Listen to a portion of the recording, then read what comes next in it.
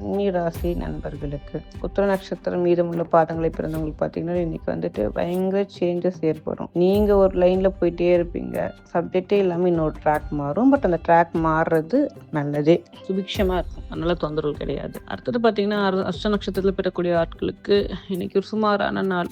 யூஸ்வலா எல்லாம் போகக்கூடிய விஷயங்கள் போகட்டும், ஒன்றும் புதுசா எந்த முயற்சிகளும் செய்ய வேண்டாம். அதை நினைச்சு உங்களுக்கான ஒரு நெகட்டிவ் தாட்ஸ் அப்படிங்கிற சப்ஜெக்ட் உங்களுக்குள்ள வரலாம். ஆனால் அதை நீங்க யோசிக்க வேண்டாம். நீங்க பாட்டுக்கு எப்பயும் போயிட்டு இருக்க மாதிரி போயிட்டு இருந்தீங்கன்னாலே போதும். சித்திரை நட்சத்திரத்தில் பிறந்த ஆட்கள் பார்த்தீங்கன்னா இன்னைக்கு டூ அண்ட் ஃப்ரோவா இருக்கும்.